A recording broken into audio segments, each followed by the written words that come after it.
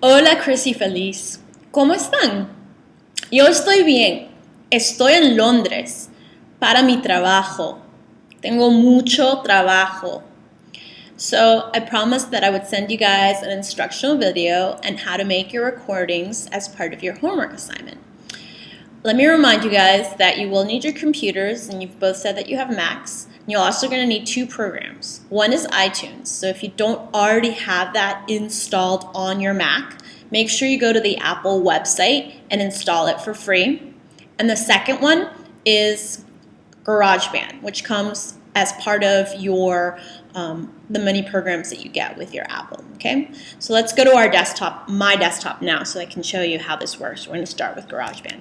So from the desktop, you want to go to your icon tray at the bottom of your screen, and you're looking for the icon that looks like a guitar. This is GarageBand. Go ahead and click on that, and it's going to open up telling you that you have a new project that you're creating. And then you want to select your instrument, which in our case is the voice. So make sure you click on this voice, and then at the bottom right, select Choose. Now, it's going to ask you for the name for this new project. So we're just going to add Ana or Chris or Feliz Recording Español, and then perhaps add the date, because if I ask you guys to do this ever again, you'll want to make sure that it's separate from the one. So whatever date, this is 04-1311, and then select Create. Now you're going to get GarageBand populating on your screen. And it looks like a little recording studio on your computer. The first thing that you want to do on the left-hand side under Tracks is change the voice from male to female. Honestly, I don't know if it really makes a difference, but in case it does, let's just go ahead and do that. Okay, now scroll over to the left-hand side and you'll see this other whole section. And in the gray, you'll notice that you have this Browse tab and Edit. Left-click on Edit. And at the very bottom, you actually have a master echo and a master reverb. And you want to make sure and set both of those to 0 so that when you're recording yourself, there isn't an echo or a reverberation. And then you're ready to go. And it's really quite simple. You're going to see the voice recording starting here. Make sure that your volume is up on your computer. And you don't need a headset or anything. You can record directly onto your computer as long as you have speakers set up. And notice here that you have the volume recording. You can see it from the Female Basic on the kind of like panel there. I take that back. You might, if you have a desktop, need a headset. I don't, because I use a laptop. But if you can hear yourself, you'll see your voice kind of going up and down in green there. Now, from the bottom, you need to just know about two buttons, and that's it. This is your record button.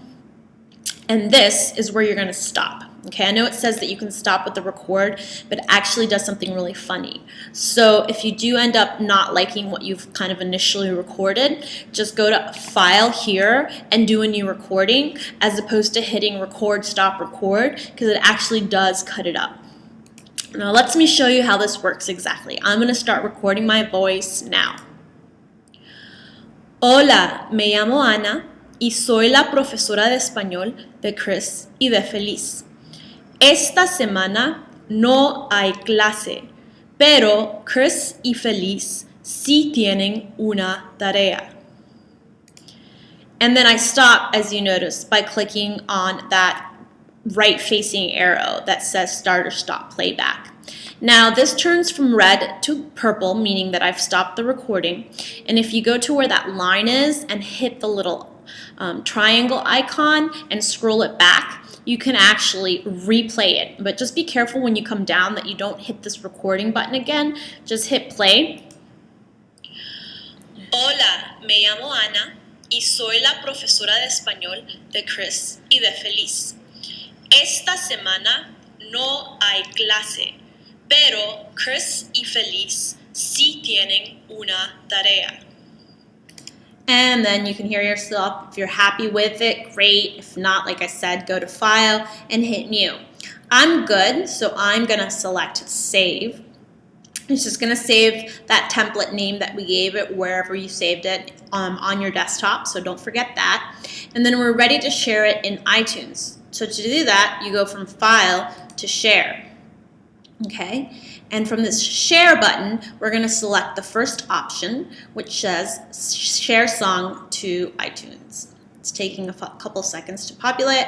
Here we go, we're going to send it to iTunes. Now the first thing that populates is asking you for a playlist where you want to include this. You don't actually want to include it in any existing playlists. So you can just create a new playlist called Spanish.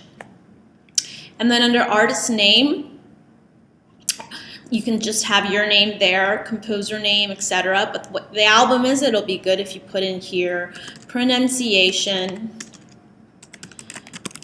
And then again, the date when you recorded it in case we ever do any future ones. It's already going to be saved as an MP3 inside of iTunes, and it is a high quality. Select share.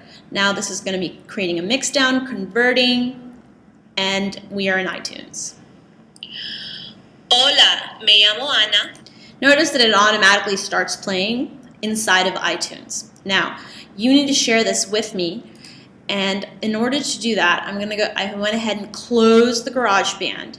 What you want to do is highlight this, so it highlights blue. That tells you that you've selected it, and that's with the left click of your mouse, and then drag it over to the desktop. Okay, notice down here the icon's created. It's got a little note there to tell you what it is, and it ends with MP3. This is a file that you can now share with me.